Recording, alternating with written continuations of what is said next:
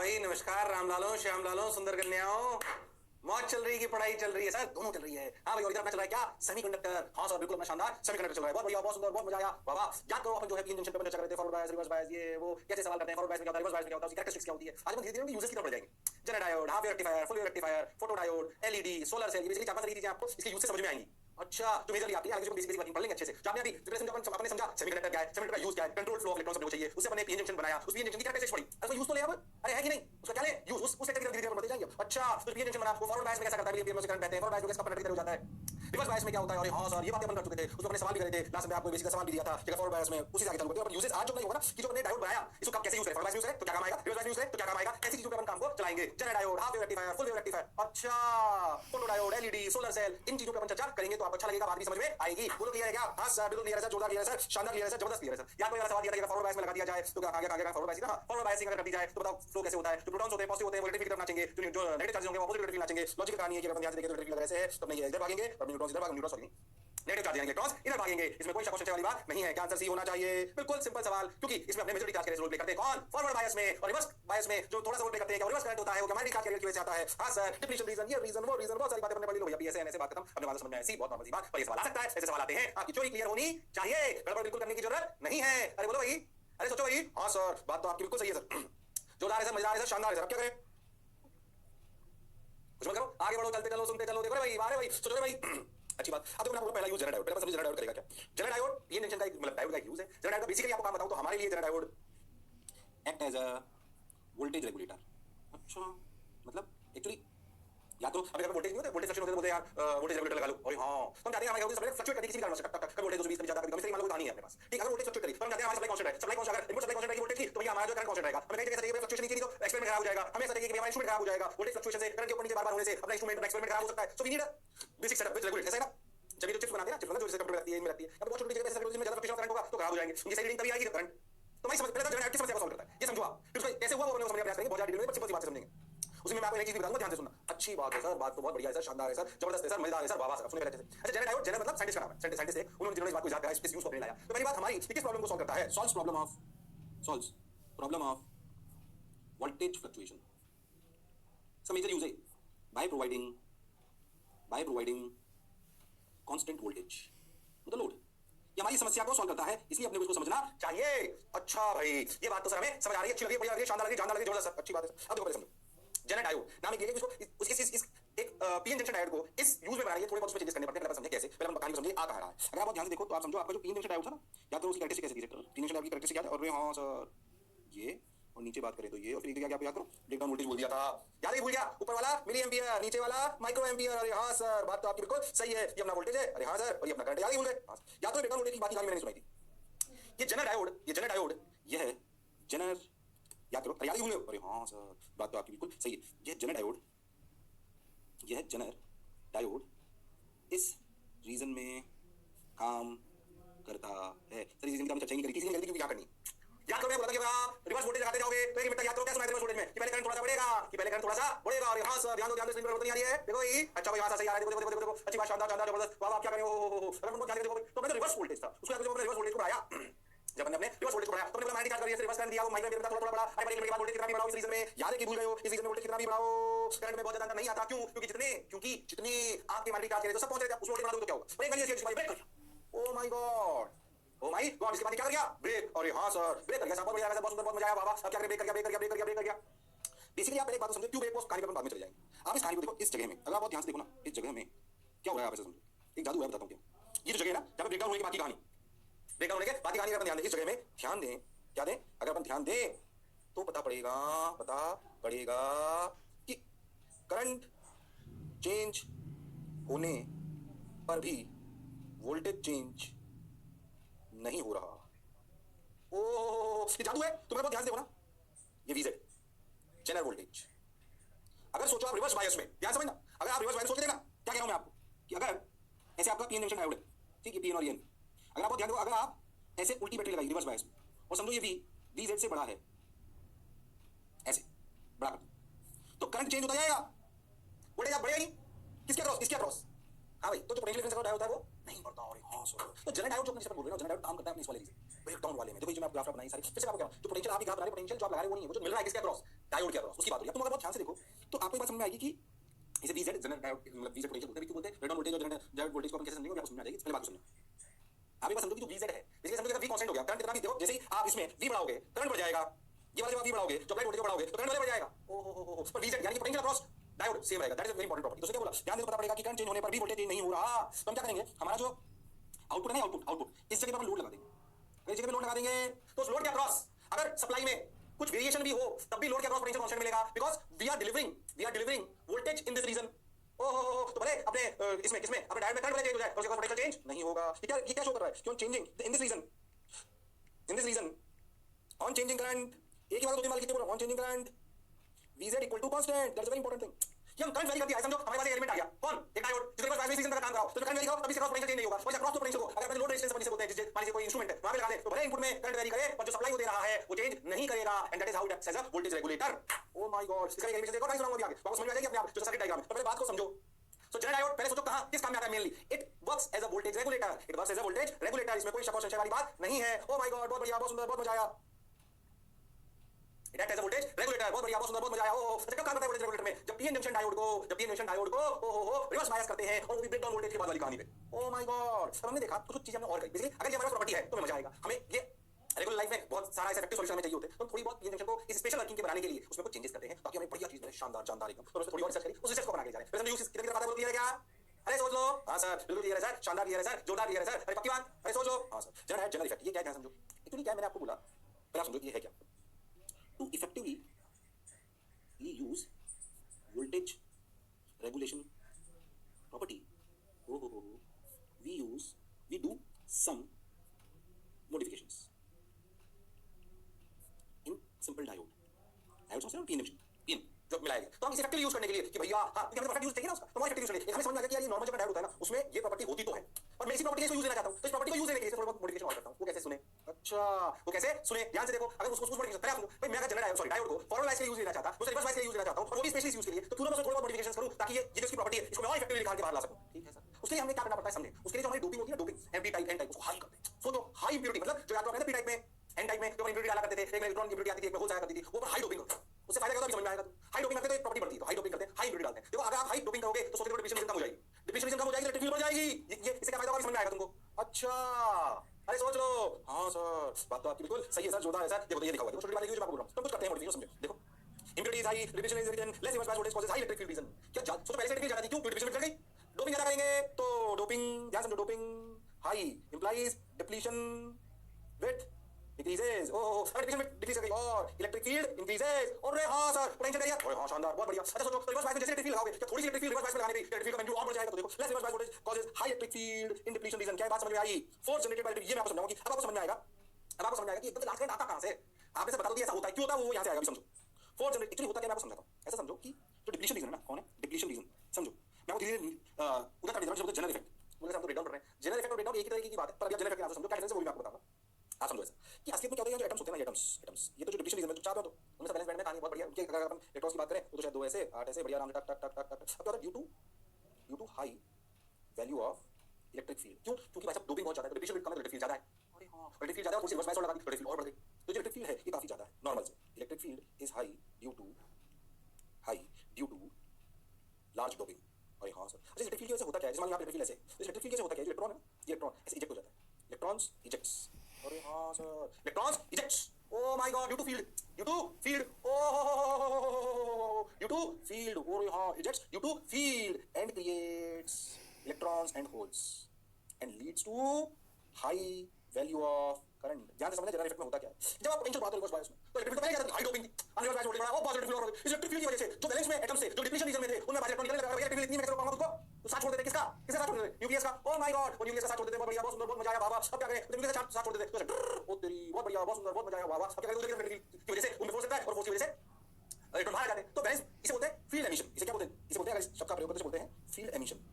Field electric field की वजह से इलेक्ट्रॉन रिजेक्ट कर गए। अरे हां सर, उसी वजह से होल क्रिएट हो गया, इलेक्ट्रॉन होल के चार्ज बन गए और करंट बहने लगा। ऐसा समझो डिप्लीशन रीजन में एटम से बहुत सारे फील्ड एमिशन की वजह से इलेक्ट्रॉन जनरेट हो गए, तो होल जनरेट हो गए, उन्होंने करंट एकदम से बढ़ा दिया, वो है वो ब्रेकडाउन। और जैसे पोटेंशियल बढ़ाओगे तो करंट बढ़ता रहेगा, क्योंकि फील्ड लगातार प्रोड्यूस करेगी इनको इलेक्ट्रॉन्स और होल्स को, and that will lead to potential बढ़ाया करंट, तो पोटेंशियल अक्रॉस डायोड बढ़ने नहीं दिया, करंट बढ़ा दिया।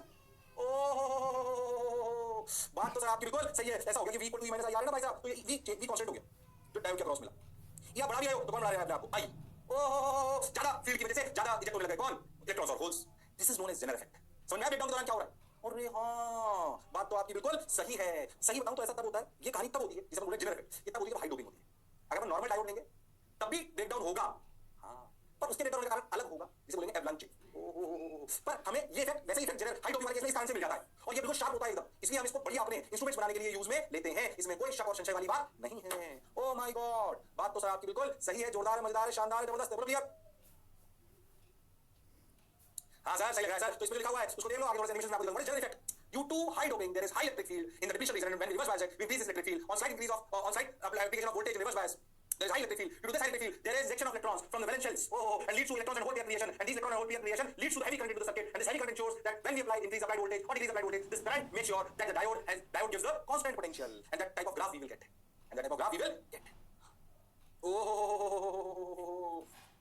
बात तो आपकी बिल्कुल सही है। जोरदार है, मजेदार है, शानदार है, जबरदस्त है। बोलो क्लियर? हाँ सर सही लगा सर, बढ़िया लगा सर। क्लियर है क्या? अरे पक्का। This gives rise to large समझ में आया। Force generated by electric field breaks the covalent bond and more electron hole pairs are created. So क्या मतलब बिल्कुल समझ में आया? अरे समझ आया कहानी? अभी आगे एक एनिमेशन की स्लाइड और है, वो भी आपको दिखा दूंगा। बिल्कुल परेशान होने की जरूरत नहीं है, बिल्कुल गड़बड़ करने की जरूरत नहीं है। बात को समझना तो पड़ेगा और आगे भी बढ़ना पड़ेगा। अरे बोलो भाई, अरे सोचो भाई। हाँ सर, बहुत बढ़िया सर, शानदार सर, जबरदस्त सर। लो ये देखो अभी जंक्शन पे जनरेटर इलेक्ट्रिक फील्ड लगा। ओए देखो ये हुआ अंदर, क्या हुआ देखो, ये देखो, ये large number of electron holes are created internal field emission. क्या एनिमेशन ऐसे समझ गए? बोलो यस और नो? हाँ सर ऐसा हुआ, इसकी वजह से जनरेट करना है। अच्छा, अब तुम एक बात समझो कि मैं आपको कहानी समझाना चाहता हूँ कि हमने क्या देखा समझो। हमने देखा कि अगर ध्यान सुनना, अगर एक नॉर्मल डायोड है ऐसा समझो आप, और एक हाईली डोप्ड डायोड है जो कि जनरल के लिए अपन लेते हैं, तो उनका अगर मैं ग्राफ बनाऊं ना, किसका, उनका अगर मैं ग्राफ बनाऊं इनका रिवर्स बायस में, तो आप ऐसे समझो ग्राफ ऐसे आएगा। ऐसा समझो ये माइनॉरिटी चार्ज कैरियर्स में सेम क्या ऐसा मान लें, डोपिंग से तो मेजॉरिटी चार्ज कैरियर्स पड़ेगा। ऐसा समझो नॉर्मल डायोड था, नॉर्मल डायोड में मेजॉरिटी चार्ज माइनॉरिटी चार्ज होते हैं, उसी डायोड में समझो और अपने डोपिंग ज्यादा कर दी। तो समझो कि ये अगर आपका ग्राफ ऐसा था और इसी से साथ जुड़ा हुआ एक और ऐसा ग्राफ था, आप समझो ये ऐसा ही, ठीक। ये जो व्हाइट वाला ना ये है नॉर्मल डायोड, ऐसा समझिए आप। और जो आपने स्पेस के लिए डिजाइन करा ये है आपका जेनर डायोड, आप ऐसा समझो, ठीक। जेनर डायोड में ये जो पोटेंशियल आता है वीजेड कहलाता है, और जो वास्तविकता में यहाँ पे आता है नॉर्मल डायोड में, वो कहलाता है ब्रेकडाउन वोल्टेज। हमने देखा कि उसी डायोड को अगर मैं थोड़ा ज्यादा डोप कर दूं तो उसकी वाली प्रॉपर्टी थोड़ी जल्दी आ जाएगी। अच्छा, और वो पोटेंशियल कहलाएगा जेनर डायोड वोल्टेज, जिसमें बढ़िया शार्प आएगा एकदम, इसमें बढ़िया शार्प आएगा एकदम, इसमें कोई शक वाली बात नहीं है, ये बेसिक प्रॉपर्टी।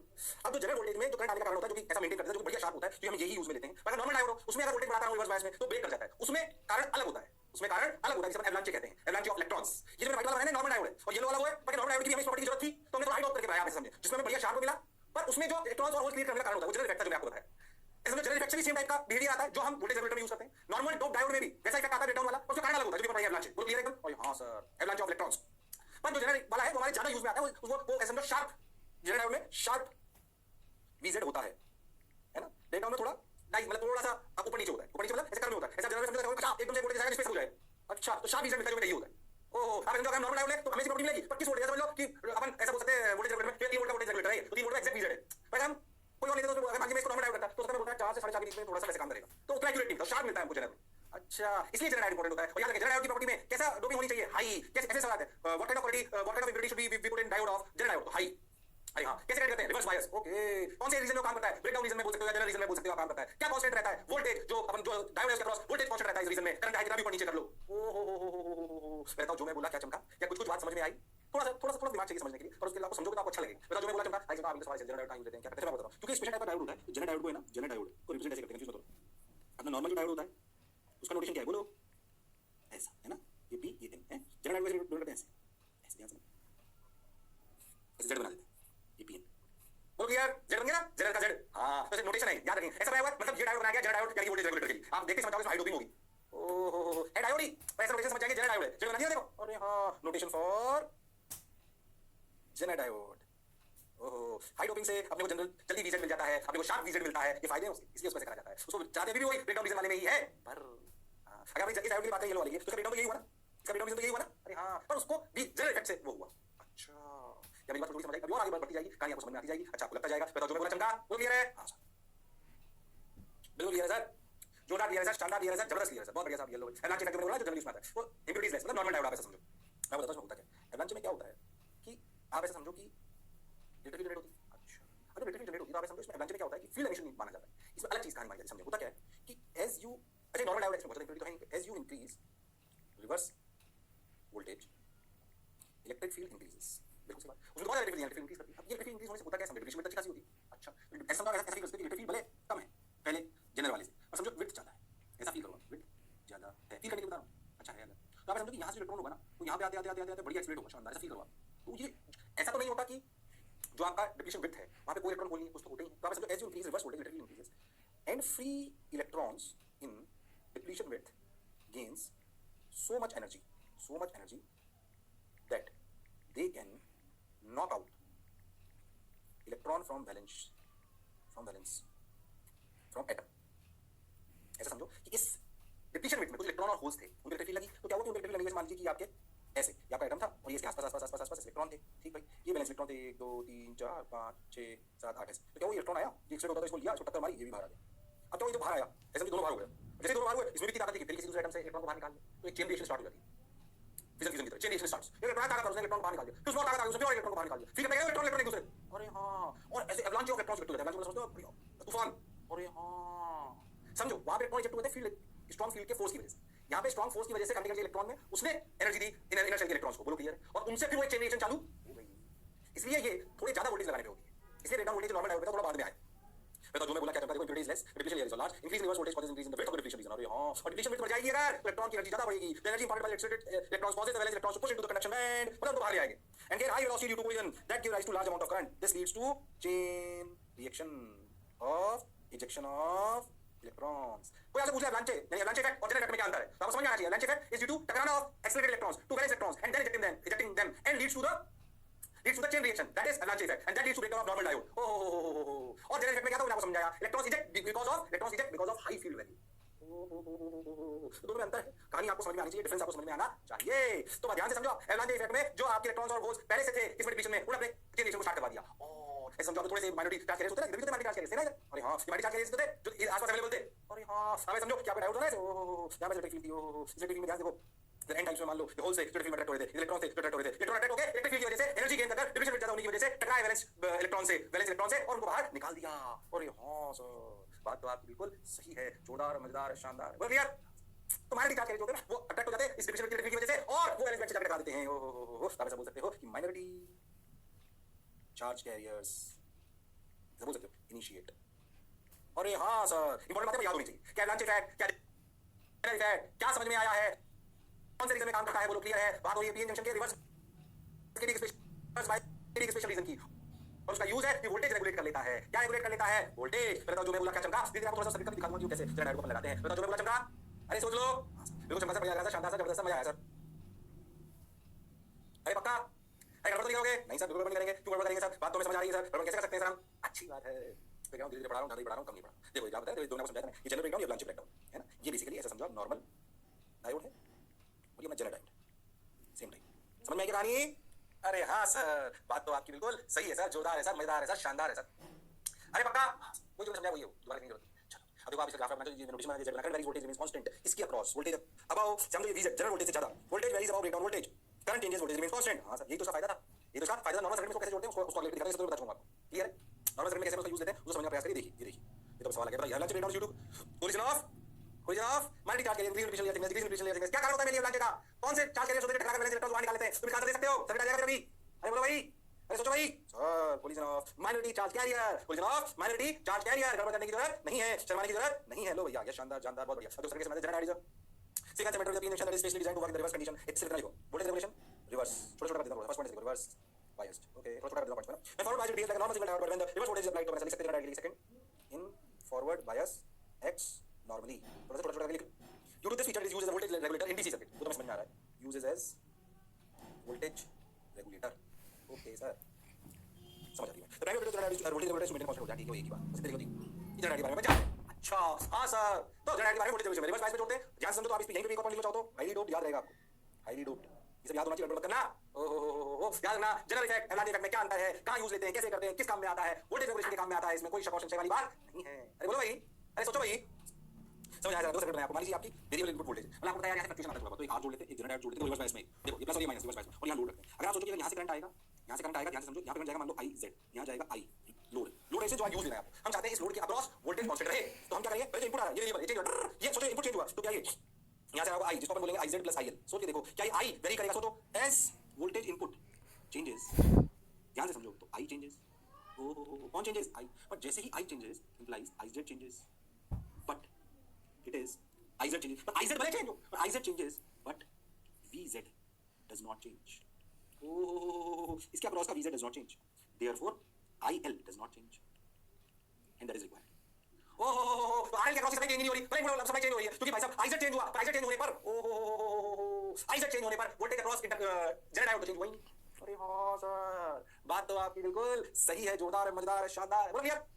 तो इसने VZ को फिक्स कर लिया भाई साहब, तो ये इसलिए तरीके करंट बनाया जाता है। चलिए ऐसा करते हैं कि IZ जो करंट होता है इसको काफी बड़ा रखते हैं IL से, ताकि इसके स्मॉल वेरिएशंस पे IL पे कोई फर्क नहीं पड़े, मतलब ऐसा इसलिए करते हैं, ऐसा इसलिए करते हैं so that generate diode operates in required region. क्योंकि आप ध्यान समझो, करंट ज्यादा होना चाहिए IZ, अगर करंट कम हो गया तो फिर वो इस वाले रीजन पे नहीं आ सकता ना, वो यही ऑपरेट करना चाहिए, इसलिए तो करंट ज्यादा होना चाहिए IZ। तो अपन ऐसे सिचुएशन बनाते हैं कि R को अपन ऐसा रखते हैं कि IZ बड़ा रहे, मतलब I की वैल्यू बड़ी रहे, ऐसा समझो कि मान लीजिए मुझे 2 एम्पीयर करंट चाहिए RL के क्रॉस कांस्टेंट, तो समझो कि IZ को मैं दो मान लो 0.2 एम्पीयर चाहिए मुझे RL के क्रॉस, क्या होना चाहिए मान लीजिए, मैं तो कह रहा हूं 0.2 चाहिए RL के क्रॉस, तो ये मैं समझो इस तरीके R को रखूंगा कि भैया ये I जो I की वैल्यू ये 100 एम्पीयर 100 एम्पीयर को भी 10 एम्पीयर हो, तो 0.2 एम्पीयर 10 एम्पीयर बहुत बड़ा हो गया, और यहां अब उस 10 एम्पीयर में थोड़ा बहुत वेरिएशन भी होगा, तो IZ मेंटेन कर लेगा और वो इसी रीजन में ऑपरेट करेगा, और इसी रीजन में ऑपरेट करेगा, तो उस 0.2 के एम्पीयर में कोई चेंज नहीं आएगा। अरे हां सर, इसलिए ऐसा कहा जाता है ताकि वो सही रीजन में ऑपरेट होता रहे। ओह, बात तो आपकी बिल्कुल सही है, जोरदार है, मजेदार है, ऐसा सर्किट बनता है। वो सर्किट डायग्राम किसका, वोल्टेज रेगुलेशन का। समझ आया नहीं आया, सर्किट डायग्राम कहानी समझ आई कि नहीं आई, क्यों IZ को बढ़ाते हैं वो भी समझ में आया था कि वो ऑपरेटेड रीजन में ही काम करे। ओहो, उसमें वेरिएशन हुआ, सब सामान है, शानदार। आपको ऐसा करते हैं IZ बढ़ा दिया, आई आपको खबर है उसमें क्या बात, बोलो भाई। तो सर्किट सर्किट बनता है, अपनी बात को ध्यान रखना होगा, तभी अपने वोल्टेज कांस्टेंट वोल्टेज आउटपुट मिलेगा, और अगर RL फिक्स देखो कांस्टेंट करंट मिल गया आपको RL में, व्हिच इज रिक्वायर्ड। अब थोड़ा बहुत अपने मान लीजिए हमें सप्लाई का फ्लक्चुएशन भी आ रहा है, पर मुझे ऐसा इंस्ट्रूमेंट चाहिए जिसमें फिक्स वोल्टेज मिले, तो ये मैं ऐसा कर लूंगा, जनरेटर डायोड लगा लूंगा। अरे क्या लगा लूंगा, generator diode. Oh my God, बात तो सर आपकी बिल्कुल सही है, जोरदार है, मजेदार है, शानदार है, जबरदस्त है, बोलो भाई। अरे पक्की बात, हाँ सर बिल्कुल सही लग रहा है सर, जोरदार। क्या जनरेटर डायोड की कहानी बिल्कुल धीरे धीरे बोली है, क्या समझ आई है? हाँ सर समझ आई है, क्या काम आता है, जनरेटर क्या होता है, अवलांच क्या होता है, उनके अंतर को समझा आपने, रिवर्स बायस में काम करता है, हाई लोड होना चाहिए, सर्किट कैसे बनाते हैं वो अपने को समझ में आता है। अरे बोलो भाई, अरे सोचो भाई, खास बहुत ज्यादा सोचना, हमने बेसिक बेसिक जो बोले ना वही समझ में आ जाए अपने को बहुत। ये बड़ा, ये घटा, IZ बड़ा, ये वोल्टेज घटा तो ये भी घटा, पर वो अभी उसी रीजन में ऑपरेट कर रहा है, जनरेटर कैसे वोल्टेज रेगुलेटर हमें समझ आ गई बात। हां सर बोलो, तो समझ में आई लोड करंट और voltage regulation IZ greater than RL, resistance series ensures generator current several times higher than the load current. समझ में आ रहा है क्यों कर रहे हैं, ताकि थोड़ा बहुत वोल्टेज वेरिएशन आए तो IZ में थोड़ा बहुत वेरिएशन आए, तभी वो अपने उसी रीजन में रेजिस्टेंस को रहना चाहिए, और अगर उसी रीजन में आ तो अपने पास वोल्टेज कांस्टेंट रहेगा, वोल्टेज कांस्टेंट रहेगा तो लोड पे हमको कांस्टेंट वोल्टेज मिलेगा, कांस्टेंट करंट मिलेगा। यस और नो? हां सर, बात तो आपकी बिल्कुल सही है सर, जोरदार है सर, मजेदार है सर, शानदार है सर, वाह वाह सर। अब क्या करें सर, कुछ मतलब करते चलो बढ़ते चलो, देखो रे भाई, वाह रे भाई, सोचो रे भाई, ओके बहुत बढ़िया, बहुत शानदार, बहुत जोरदार, आ जाओ ओके। अब एक और बात समझो अच्छी सी, बहुत शानदार, मेरे जनरेटर समझ आ गई, जनरेटर की कहानी खत्म हो गई, ठीक है। अरे पक्का, अब बात बहुत इंपॉर्टेंट चीज है, बोलते हैं रेक्टिफायर। कौन सा पाया, रेक्टिफायर। आपको इसी चीज का समझ में आता है? हां याद करो, एक बेसिक अंतर बताया था, एसी का मतलब क्या है, एसी का मतलब है जो करंट फ्लक्चुएट है, जो मेरे में चला गया, ट्रांसफार्मर खाती है यार, ट्रांसफार्मर तभी काम करते हैं। अब आपको मोबाइल चार्जर है, आप ऐसे समझो मोबाइल चार्जर है, वो कोई एसी थोड़ी सप्लाई चार्ज होगा, चार्ज का चार्ज हमारा मोबाइल तो चार्ज एसी से होगा, हमारे घर में सप्लाई तो कैसे आ रही है। अच्छा इसमें डायरेक्ट 220 वोल्ट एसी घुसा दो इसमें, मोबाइल खराब हो जाएगा, चार्ज भी नहीं होगा। हां ऐसे थी बिल्कुल सही बात। तो आपका चार्जर होता है, वो एडेप्टर लगा होता है, वो क्या काम करता है भैया, उसमें छोटे ट्रांसफार्मर नहीं होते हैं। हां वो पहले आपके मोबाइल को 4 वोल्ट देने की, तो भैया 4 वोल्ट को पहले ट्रांसफार्मर लगाओ, छोटा सा लगाओ, वो क्या करेगा 220 वोल्ट सप्लाई को ट्रांसफार्मर 4 वोल्ट कन्वर्ट कर देगा। वो भी है तो एसी, तो चार्ज कैसे होगा, चार्ज कैसे होगा, हमें तो एक डायरेक्शन में सप्लाई चाहिए, तभी तो बैटरी चार्ज होगी। अरे हां सर, बैटरी चार्ज कैसे होगी, तो एक डायरेक्शन में फ्लो करोगे किसको, एनर्जी को, तभी तो चार्ज होगी। अरे हां सर, वरना चार्ज कैसे हो सकती है, बोलो बताओ भाई। अरे सोचो भाई, अरे बहुत बढ़िया भाई, अरे हाँ तो बोलो। हाँ सर, तो उसको अगर चार्ज करना है तो एक डायरेक्शन में फ्लो चाहिए। अगर नॉर्मल बात में बहुत सारी चीजों को चार्ज करने के लिए या बहुत सारे इक्विपमेंट में काम करने के लिए हमें फ्लो करने एक डायरेक्शन में चाहिए, और जो हमारे घर में सप्लाई आती है वो एसी होती है, ट्रांसफार्मर उसी पे काम करते हैं, क्योंकि हम जानते हैं ईएमआई में करंट ऐसे ही जनरेट होता है जब लूप घूमता है मैग्नेटिक फील्ड का, मेरा जो अपना लूप है वो घूमता है मैग्नेटिक फील्ड में, तो वो एसी करंट जनरेट करता है, वो घरों में हमारे आता है ट्रांसफार्मर से होते हुए, ट्रांसफार्मर हमारे एसी पे काम करते हैं, पर हमारे घर का मोबाइल चार्जर तो भैया डीसी पे काम करता है। अब एक डायरेक्शन में करंट होना चाहिए, अब क्या करें, तो हमें ऐसी चीजें चाहिए जो बेसिकली एसी को किसमें कन्वर्ट करे, डीसी में। हमारी रिक्वायरमेंट क्या है, वी रिक्वायर, हमारी रिक्वायरमेंट है supply is coming to us is AC. समस्या समझिए, हमेशा समस्या समझकर समाधान को सुनते हैं तो अच्छा लगता है, डायरेक्ट समाधान नहीं कर रहे हैं। समझिए समस्या क्या आती है भाई, हमारे घरों में सप्लाई आ रही है, देखो हमारे घरों में सप्लाई एसी आती है, और हमारे बहुत सारे जैसे मोबाइल चार्ज होना, बहुत सारी बैटरी चार्ज होना, इन्वर्टर की बैटरी चार्ज होना, तो डीसी से होंगी। अरे हां सर, तो हमारी एक समस्या है कि घरों में हम कैसे एसी को डीसी में सप्लाई को कन्वर्ट करें, एसी को डीसी में सप्लाई को कन्वर्ट करें, और हमें बहुत सारी चीजें और चाहिए। अरे हमारा मोबाइल 220 वोल्ट पे चार्ज नहीं होता, भैया तो बहुत सप्लाई चाहिए। अरे हां, तो हमारे रोज चार्जर में लगा होता है, डायरेक्ट दो तार छोड़ देते हो आप मोबाइल ऐसे फिर जो बोला चमका। अरे हां सर, तो हमें what we require, we want to convert AC to DC, ये हमारी समस्या है। सॉल्यूशन क्या है कि we what is requirement, we want to, ये कैसे होगा, we want to convert AC to DC.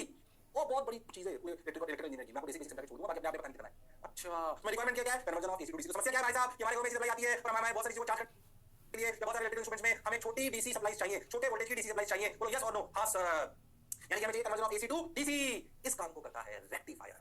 अब सही बताऊं तो तुम्हारे कोर्स में दो टाइप के रेक्टिफायर हैं, half wave rectifier, full wave rectifier. मैं थोड़ा सा आपको ब्रिज रेक्टिफायर भी पढ़ा दूंगा, थोड़ा अप लेवल पे, और अनंत पीएचडी हो सकती है। तो अब अपन समझते हैं रेक्टिफायर किस समस्या को दूर करता है। It is converting what AC to DC. ये आ गया रेक्टिफायर। और पहले अपन क्या पढ़ रहे हैं, हाफ वेव रेक्टिफायर पढ़ेंगे। Rectifier is rectifier converts alternating current AC which will reverses direction to current DC. ये क्या है भाई साहब, ये अपना डायग्राम से मत लो, आप समझो।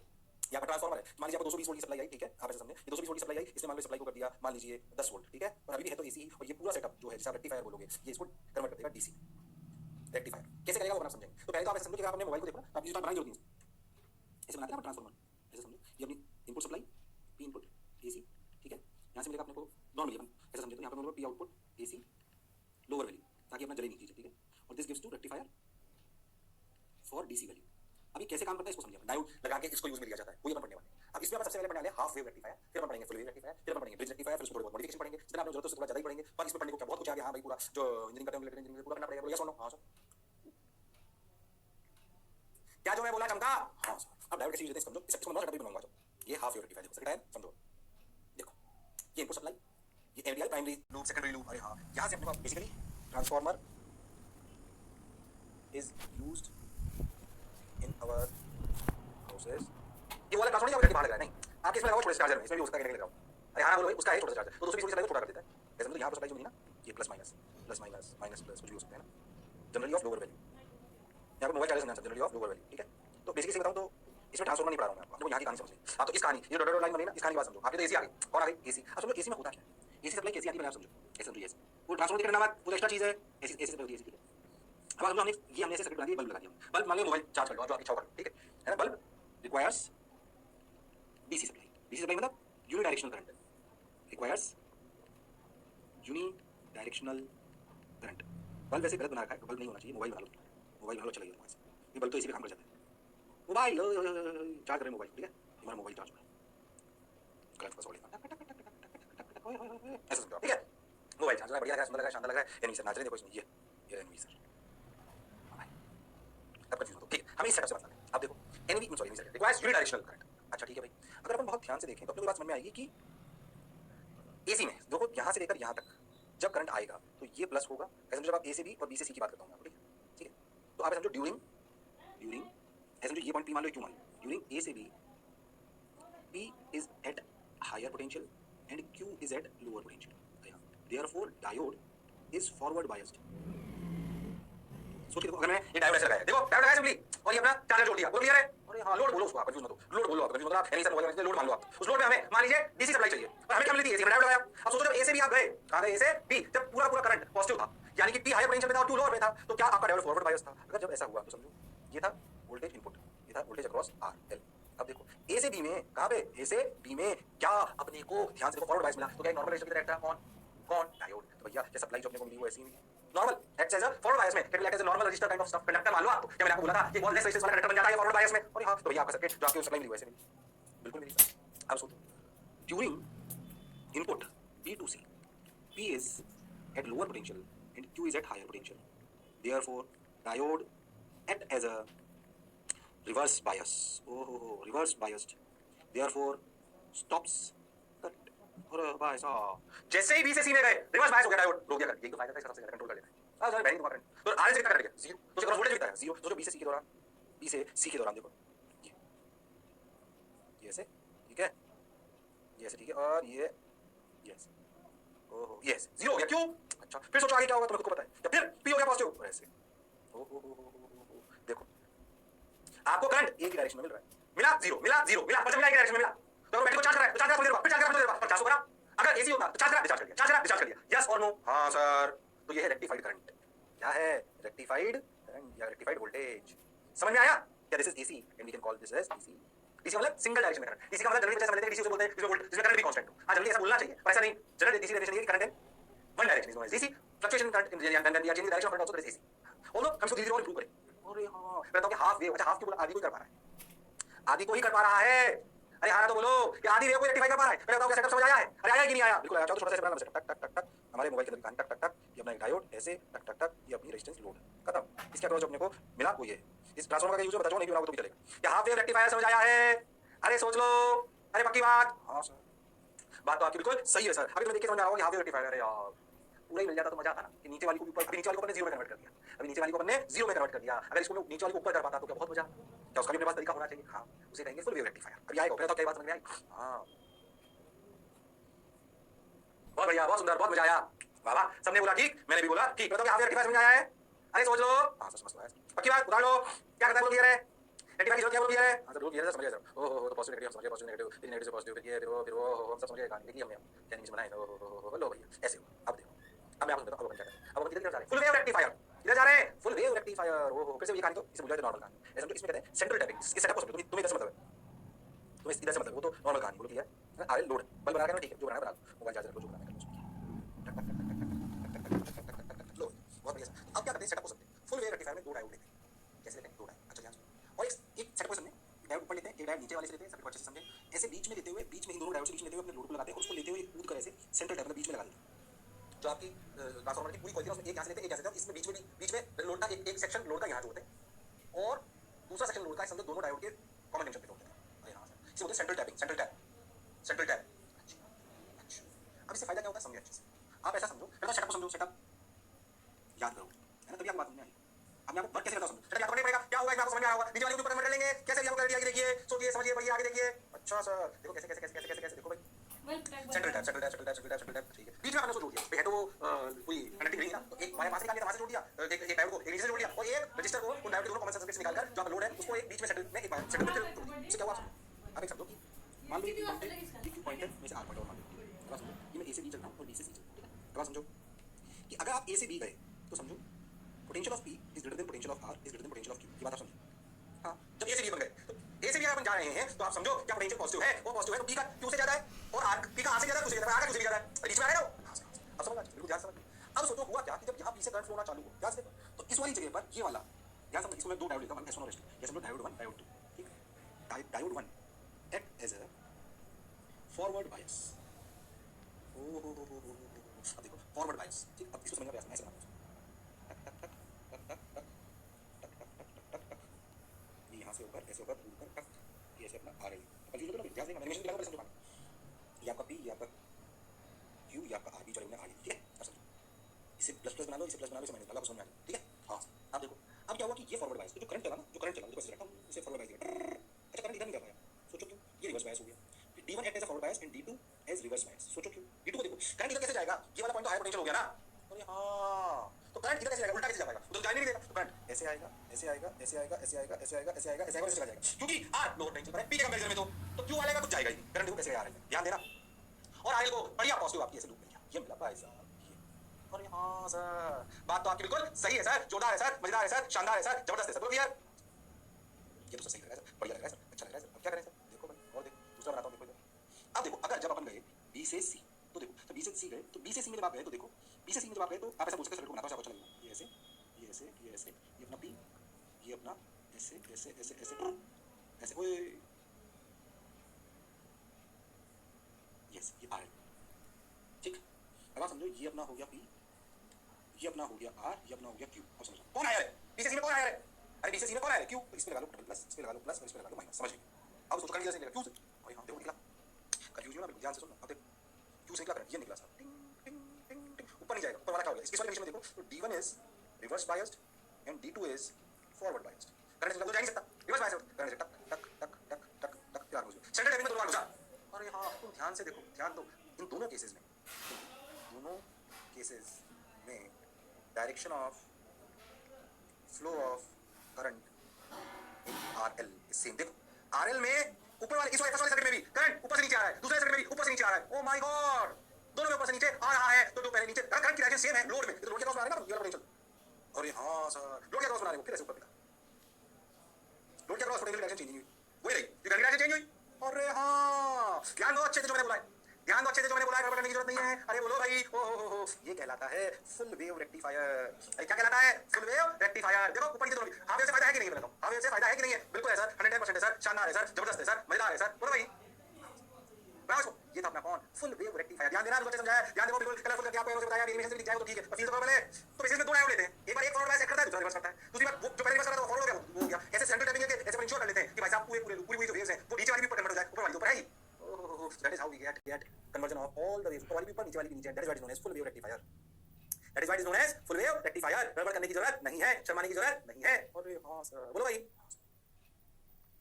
बिल्कुल बढ़िया सर, शानदार सर, जबरदस्त सर, मजेदार सर, वाह वाह सर। अरे वाह कर रहे हो?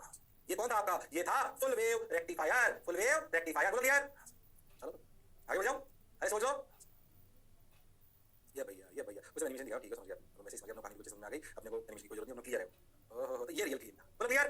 This is known as full wave rectifier. Okay sir, got your point sir, बात समझ में आई। लो फुल रेक्टिफायर समझ में आया क्या? अगले नंबर पढ़ाऊंगा आपको ब्रिज वेव रेक्टिफायर। हालांकि ब्रिज वेव रेक्टिफायर वो हालांकि पोस्ट का पार्ट नहीं है, मैं पढ़ा दूंगा थोड़ा आपको उसकी आज का नुकसान है, उसकी वजह से क्या उससे फायदा हो जाता है वो मैं आपको बता दूंगा। बता दूंगा उसमें सेटल टैपिंग करने की जरूरत नहीं पड़ती। सेटल टैपिंग की वजह से क्या है कि वोल्टेज की वैल्यू आधी अनयूज्ड रह जाती है, आप ऐसा समझ सकते हो। देखो आधी यूज है ना पोटेंशियल,